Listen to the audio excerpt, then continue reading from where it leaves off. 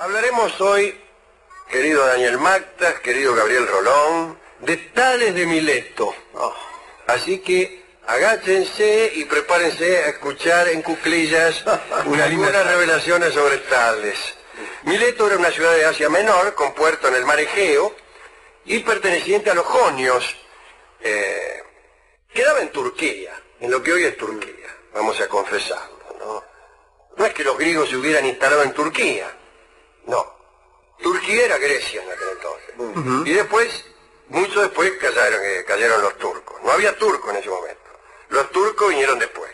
No significa nada esto, ¿eh? No significa ninguna opinión acerca de la soberanía de Turquía. No empiecen a llamar a los turcos.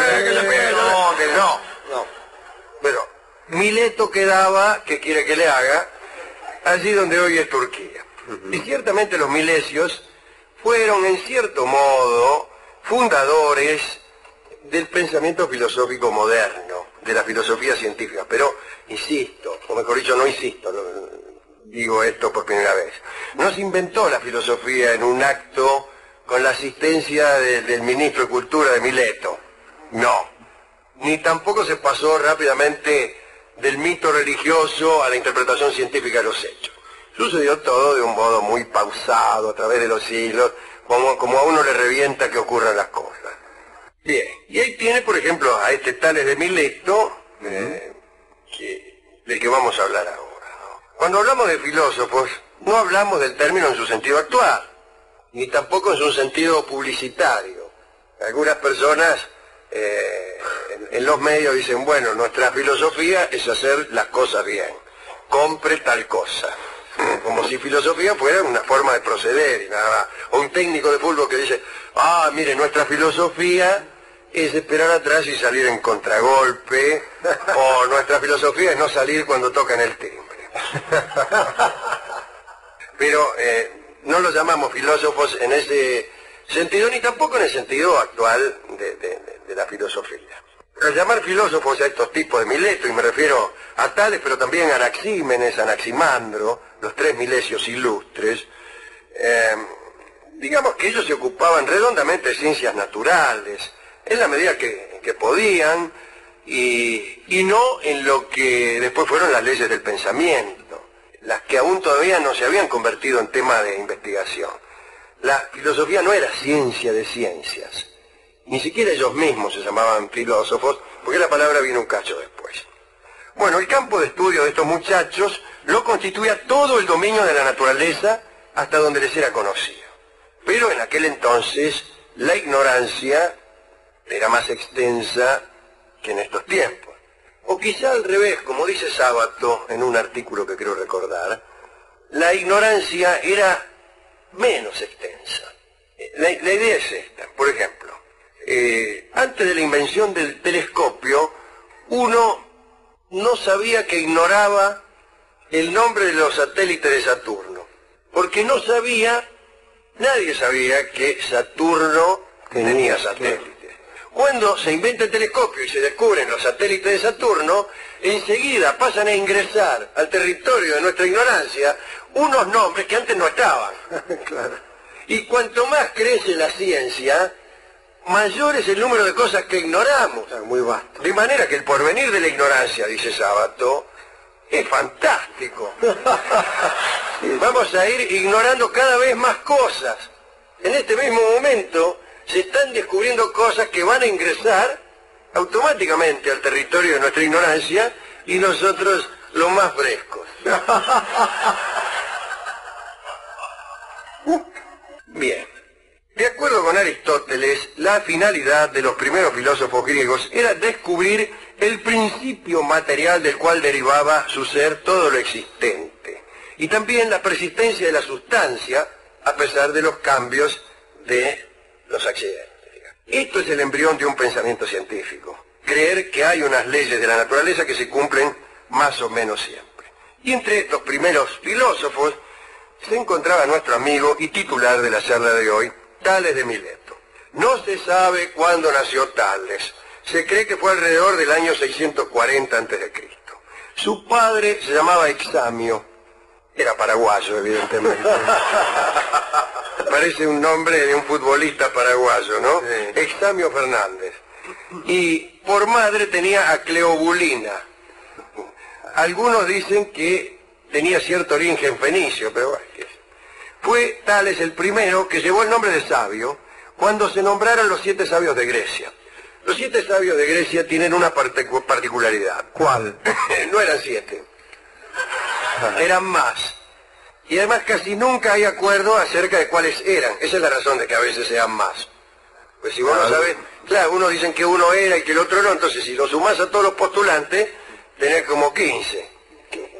El equipo más frecuente es este: Tales, Pítaco, Bías, Solón, Quilón, aquel cuyas enseñanzas eran muy arduas, y Ferécides y Epiménides. Tales fue también arconte. El arconte era una especie de senador, la dignidad política superior, casi real, porque eran 9 los arcontes, y el primer arconte era prácticamente un rey. Tales era un hombre adulto en la época en que los persas atacaron Mileto y la destruyeron, así que se supone que él contribuyó a la defensa de la ciudad. Una defensa inútil, desde luego. Tales, además de participar en esos asuntos públicos que se han dicho, ¿no?, se dedicó por entero a la especulación de la naturaleza. Según algunos, no dejó nada escrito. Según otros, escribió 2 cosas. El primer libro se llamaba Del regreso del sol de un trópico a otro, que parece una novela de Henry Miller. Y el segundo libro sería Del equinoccio, que no parece una novela de Henry Miller. Tales fue el primero en estudiar la astronomía, logró predecir eclipses de sol y logró, esto es mucho más importante, que esas predicciones se cumplieran. Porque, como predecir, también predice Orangel. Sí. Y además que se cumplieran no por casualidad ni por acierto, sino por haber descubierto el sabio la relación de causa y efecto que había entre 2 hechos. Fue también el primero que averiguó la carrera del sol de un trópico a otro, como ya nos hacía suponer con sus libros supuestos, y también comparó la magnitud del sol con la de la luna y dijo que esta, ¿cuál? Me refiero a la luna, Ajá, era 720 veces menor que el sol. Estaba equivocado, pero en aquel tiempo se pensaban que el sol y la luna eran más o menos iguales, cuando no decían que la luna era más grande, que es lo que nos dice el sentido común. Estaba pensando en un libro de divulgación de Isaac Asimov que se llama La relatividad del error, que contiene una interesante introducción. Cuando vos decís el sol es 720 veces más grande que la luna, es un error. Y si vos decís el sol es una bola de fuego del tamaño del Peloponeso, también es un error. Pero el segundo error es mucho más grave que el primero.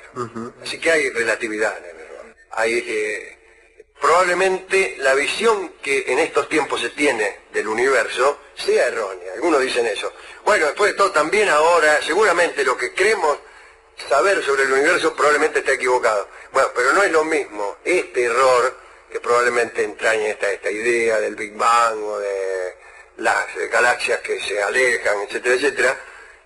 Esta idea probablemente sea errónea, pero no es la misma magnitud de error que tipo que pensaba, por ejemplo, que la Tierra era plana, sostenida por una tortuga. Y la sostenía Rollo. Cuando Tales andaba en esos estudios del cielo y las estrellas, concibió que la Tierra era plana, vamos a decirlo. Justamente hablábamos de eso. Y que estaba en una burbuja de aire, la cual a su vez flotaba en una inmensa masa de agua, y que las estrellas estaban clavadas en la burbuja. Bueno, y ahí empezaron a progresar. Un día le ocurrió un famoso accidente, que es la única anécdota que se cuenta de Tales. La única. No se sabe bien qué le pasó en su vida cotidiana, salvo esto. Venía mirando el cielo, mirando para arriba como un pajuerano, y se cayó a un pozo, se cayó. Y una vieja que lo vio le dijo: «Oh, Tales, etcétera. Todo lo que ustedes ya están suponiendo, ¿no? Tú que miras las estrellas y sin embargo, no. Esto es lo que me gusta de este programa, la parte que no se dice. El tipo miraba para arriba, se cayó a un pozo y la vieja le dijo, ¡oh! ¿Por qué en vez de...? Esta clase de historias complacía muchísimo al pueblo griego. El tipo que miraba para arriba y no veía... Presta mucha atención al universo, pero... creían, por empezar, que los sabios eran proclives a esta clase de equivocaciones. A Pitágoras, por ejemplo, le preguntaron qué hacía examinando los cielos. A Anaximandro le preguntaron por qué no se ocupaba de su patria y de las cosas de todos los días. Pero más que nada de su patria. Ocúpese de su patria, dice, en vez de mirar las estrellas. Y Anaximandro señaló para arriba y dijo, esa es mi patria.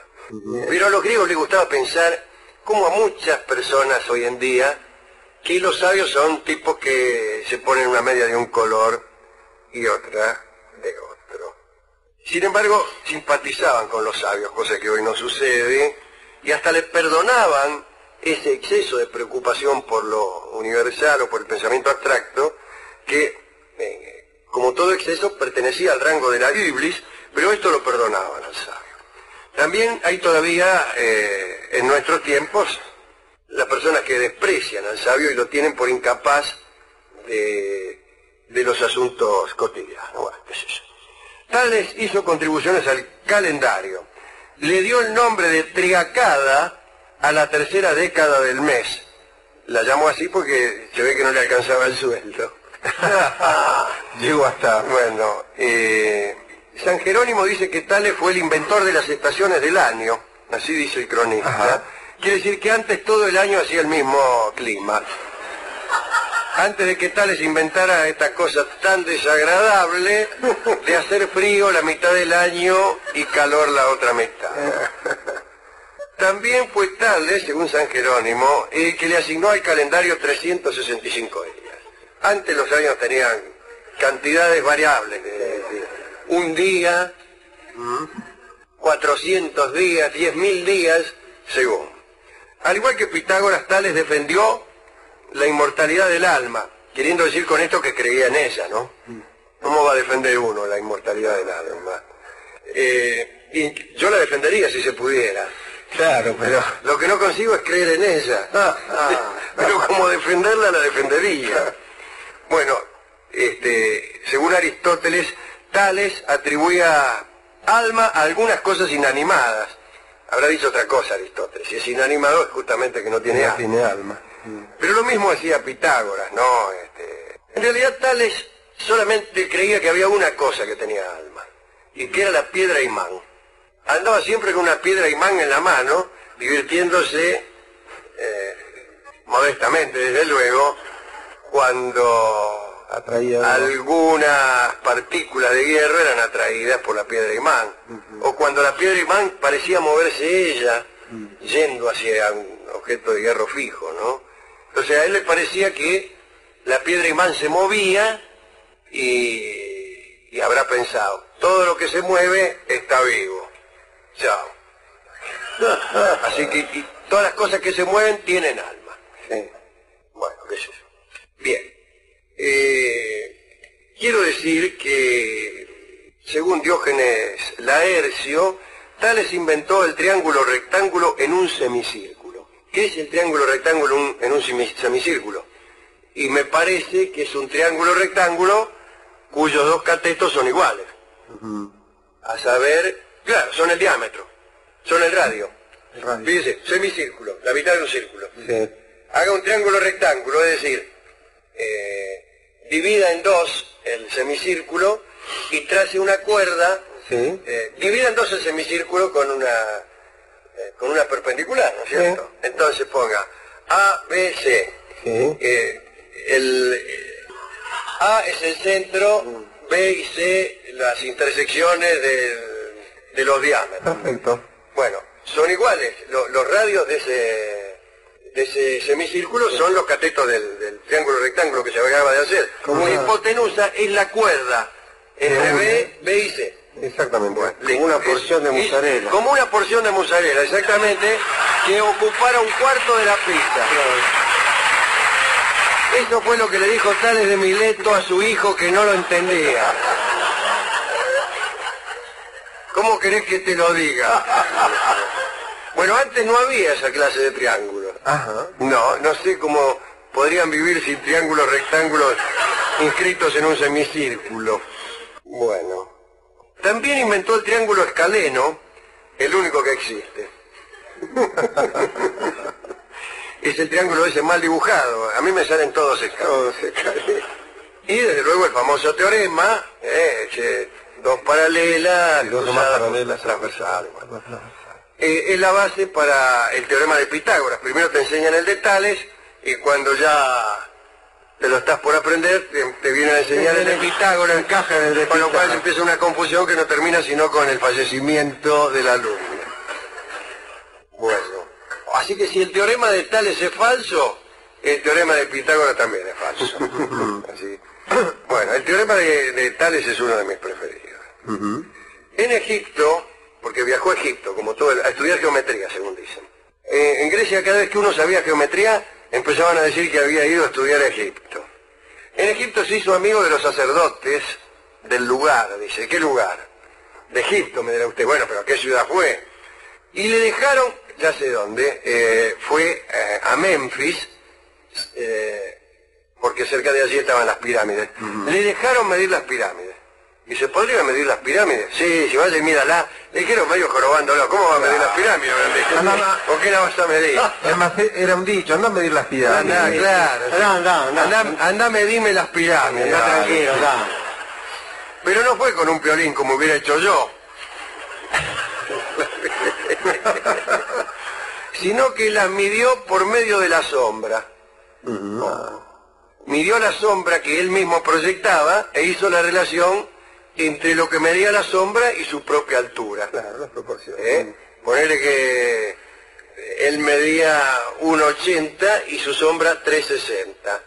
Luego dijo, la sombra que proyecto a esta hora del atardecer es 2 veces el tamaño real. Entonces después miró la de las pirámides y vio que era 300 metros y dijo, la pirámide tiene 140 y tantos metros de alto. O sea que no era tan tonto como usted se creía.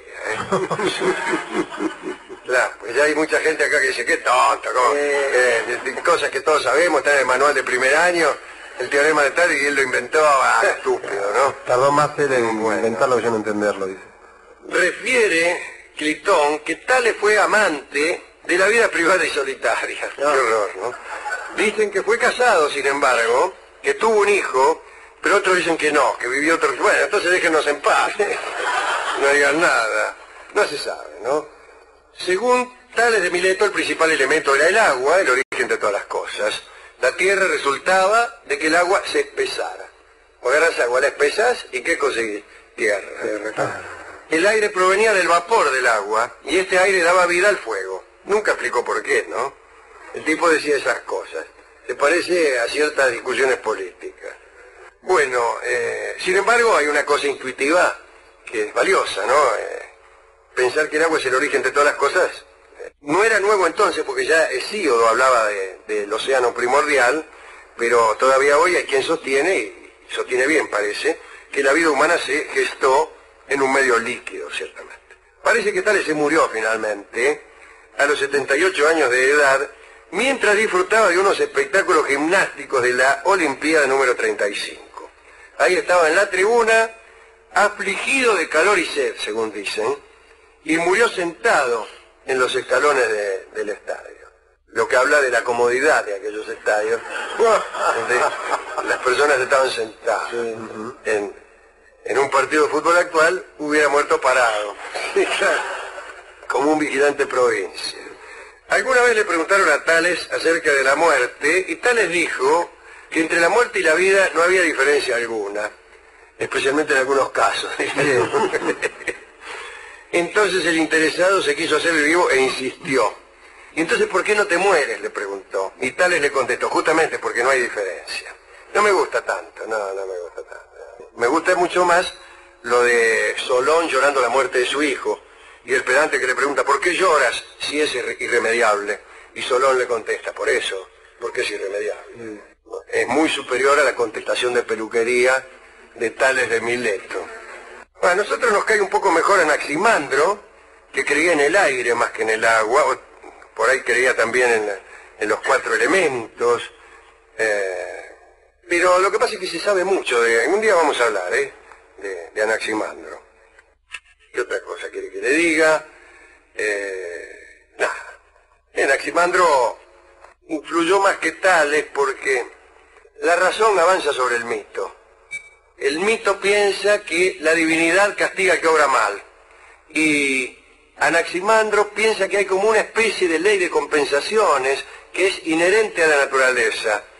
Que lo que sube se cae, que lo que falla tiende a componerse o a pagar su falla, como si hubiera una especie de justicia mecánica. Y hay algo así, que no responde a la justicia ni a la moral. Pero cuando hablamos de los principios de termodinámica, estamos hablando de esto. Estamos hablando de estas cosas que pensó Anaximandro. La razón empezó a sustituir a Zeus con Anaximandro. Y había, evidentemente junto a ese afán de explicar el mundo, también un afán de justicia.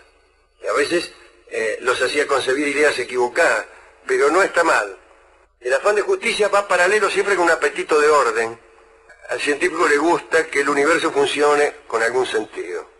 En este sentido fue superior Anaximandro a Tales. Este era Tales de Mileto, estos eran los sabios de Grecia. ¿Y a quién podemos dedicar esta pequeña recordación del finado Tales? Platón odiaba a Tales, Ajá. Ah, sí. ¿Por qué? ¿Por algo particular? No, odiaba el pensamiento de Tales. Ajá. Porque yo calculo que Platón procedió al revés. Platón trabajaba con mitos. Entonces estos neatos Tales y el otro, los milesianos por ahí no le simpatizarían mucho. Pero no basta de chisme de vieja. ¿A quién quiere dedicarle esta charla sobre Tales? Bueno. A mí me gustó cuando se cae la parte que cuando se cae al pozo. A la vieja le Esa es la mejor parte de la vida de Tales. Sí. Hay, como se sabe poco de la vida de Tales, hay una serie en televisión que se llama La vida de Tales. Ajá. Dura 20 segundos y es Tales cayéndose a un pozo.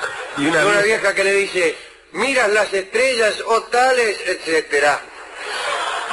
Una superproducción, un Sí. microdocumental. Sí. Bueno, déjeme dedicarle al amigo Tales, a Pitágoras, a Pascal, a todos aquellos que nos han ayudado a pensar cómo resolver ciertas cosas y nos han entretenido bastante en su momento cuando aprendíamos esto, y también al amigo Fermat, que sigue haciéndonos pensar bastante. ¿A quién? Al del teorema no demostrado. Ah, Al sí, Fermat. sí, a Fermat. Sí. ¿Se acuerda que lo demostraron? Sí. Pero lo demostraron, evidentemente no era la demostración de Fermat, Claro. porque ahí tengo un libro en mi casa que son como 250 páginas de demostración. Sí. Y la anotación que siempre se cita de Fermat, dice, he descubierto una demostración sencilla y elegante, una demostración sencilla y elegante, cualquier No matemático tiene sabe, no 500 tiene 250 páginas. Claro. Pero lo demostraron, che. Ajá. Bueno, está bien, me gusta esa gente que nos deja pensar. Igual ya sabíamos que era como decía él, pero faltaba demostrarlo. Pero yo cómo son las cosas en la matemática, si uno no Claro, lo demuestra pero del modo sabíamos de qué deductivo. manera, probando. ¿Se acuerda cómo era el asunto de esos quebrados? Bueno, ahora no me acuerdo. Sí. Ahora, cuando después del disco me voy a acordar. Bueno, digo, me gusta la gente que nos deja pensando un rato, así que para todos aquellos que nos hacen pensar. Sí, y habíamos pensado nosotros en escuchar esta noche el triunfo de la ignorancia, Sí. por Lelutier. Es una pieza de Lo que me costó el amor de Laura. Lelutier encarnan un coro de hombres sabios que cantan el triunfo de la ignorancia, pero cuando yo traje ese disco y lo abrí no había nada adentro. ¿Lo grabaron su propio disco? Sí, y son los discos que yo tengo en casa son así. Está la caja y adentro no hay nada, o peor, hay otro disco. Eso sí. Hay otro disco. Qué lindo, voy a poner el disco de Lelutier. Arriba, qué sé yo. Otro. No ganemos enemigos. Bueno, y entonces... bueno, porque ellos también le habían cantado a Tales, ¿no? Sí, pero no era por eso. No, ya sé. El de Tales, pensé en el teorema de Tales y no lo encontré. Entonces, en mi casa es un caos. Entonces ponga otro. Perdón, qué difícil es en su casa encontrar algo, me parece. No, a veces no sé ni dónde estoy yo. Claro. Bueno, y entonces vamos a escuchar a El Mundo Rivero en un tema que se llama ¿cómo? Barajando se llama. Barajando. ¿Y por qué se llama barajando? ¿Por qué? El pensamiento tiene algo que ver. El universo, el orden del universo, nos recuerda muchas veces el orden en que están los átomos como un mazo. Se dio este orden, podría haberse dado otro. Sin embargo, cuando uno empieza a estudiar en serio, se da cuenta de que no es así. Que hasta el orden del mazo de la baraja, y más todavía en los grandes números, las cosas tienden a una cierta manera. Ya hablaremos de eso, que es muy lindo también. Si se cae una jarra al suelo y se hace 1000 pedazos, pero nunca 1000 pedazos se hacen la jarra. El tango se llama barajando, seguramente como una forma de perplejidad ante la estructura atómica del universo, perplejidad que está disimulada por la letra del tango, que no dice nada de átomos, que no dice absolutamente nada de la verdad interna, sino que más bien se detiene sobre la cáscara metafórica y parece que sí estuviéramos hablando de un mazo de cartas.